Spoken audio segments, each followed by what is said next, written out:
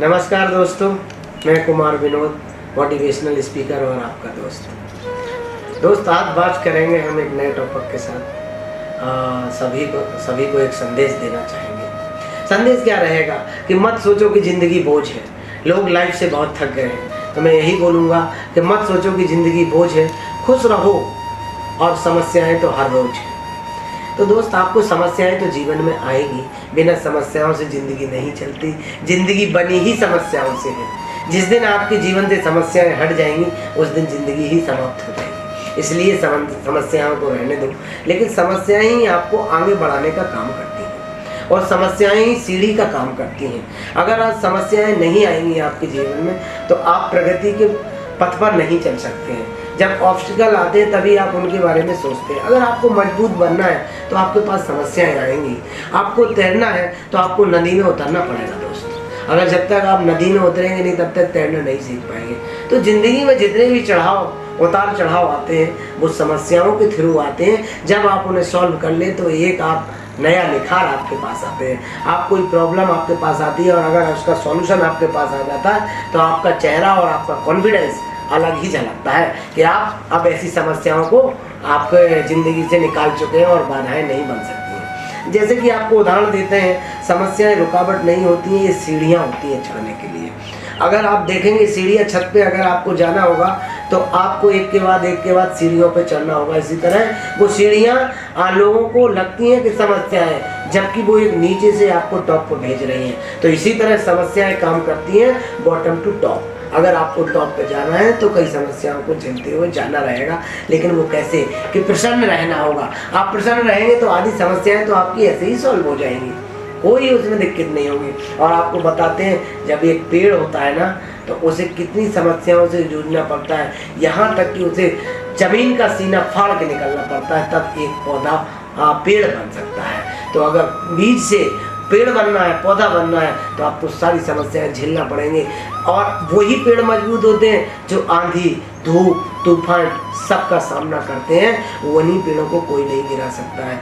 अगर आप समस्याएं नहीं आएंगी तो आप एक गमले के पेड़ की तरह रहेंगे दोस्त। अगर आपको एक बड़ा पेड़ बनना है तो आपको सारी चीज़ों का सामना करना पड़ेगा। और मैं कह सकता हूँ कि आपको अगर सर्कस का शेर बनना है तो समस्याएं नहीं आएंगी दोस्त, लेकिन अगर आपको जंगल का शेर बनना है तो समस्याएं आएंगी, क्योंकि अपना भोजन खुद तैयार करना है, दूसरों के टुकड़ों पे आपको नहीं जीना है। तो इसीलिए दोस्त, खुश रहिए। और खुश रहना एक ऐसा दीपक है दोस्त कि आप जलाओगे तो आपको तो उजाला मिलेगा ही, सबको उजाला देगा। और खुशी एक ऐसी चीज़ है, खुशी फूलों की तरह है दोस्त, कि आप बांटोगे तो आपके पास तो खुशबू रहेगी ही, लेकिन जितने लोग आपसे जुड़ते जाएंगे वो भी सब रंगीन मिजाज के हो जाएंगे, सबको खुशबू मिलेगी। और ये एक ऐसी दर्द की दवा है दोस्त जो बिना पैसों की आती है और हर दर्द में काम करती है। किसी भी दर्द में सिर्फ एक ही काम है कि आपकी मुस्कान और आपकी खुशी आपका जीवन बदल देगी। अगर आपकी ज़िंदगी में कोई परेशानियां ना हो तो आप सफलता का स्वाद कैसे ले सकते हैं दोस्त। अगर आपके पास सफलता नहीं होगी, परेशानियां नहीं होंगी, तो आपको कैसे पता चलेगा कि सफलता का स्वाद क्या है। इसलिए असफलता होना भी ज़रूरी है, क्योंकि हमें पता होना चाहिए। अगर दिन है तभी आप रात की पहचान कर सकते हैं, सुख है तभी आप दुख की पहचान कर सकते हैं। तो इसीलिए दोस्त, ये एक ही सिक्के के दो पहलू हैं, दोनों को आना पड़ेगा और तभी आप वहाँ तक पहुँच सकते हैं। अगर आप कहेंगे कि बिना समस्या के और हम कहीं मंजिल तक पहुँच जाए, तो दोस्त ऐसा पॉसिबल नहीं है। क्योंकि दोस्त, खुश रहना है हमारी ताकत है। जब हम मुस्कुराते हैं तो हमारी आधी समस्याएं तो ऐसे ही खत्म हो जाती हैं। समस्याएं रोज आती हैं, फिर भी जिंदगी हर रोज जीतती है। आप तो ये देखें, हर व्यक्ति, कोई ऐसा व्यक्ति है कि जिसकी समस्याएं ना आई हों, लेकिन वो समस्याओं को पार करके गया होगा तो हर रोज जीतता है। तो हमारा एटीट्यूड ऐसा ही होना चाहिए कि हमें रोज जीतना है और मुस्कुराना है और दूसरों को भी खुश करना है, खुद भी रहना है। क्योंकि ज़्यादा भागम भाग की ज़िंदगी में मत पड़ो कि अगर मैं ये नहीं करूँगा तो ये बिगड़ जाएगा, वो बिगड़ जाएगा, ऐसा हो जाएगा, वो सब दोस्त प्रकृति के सामने सब कुछ व्यवस्थित है।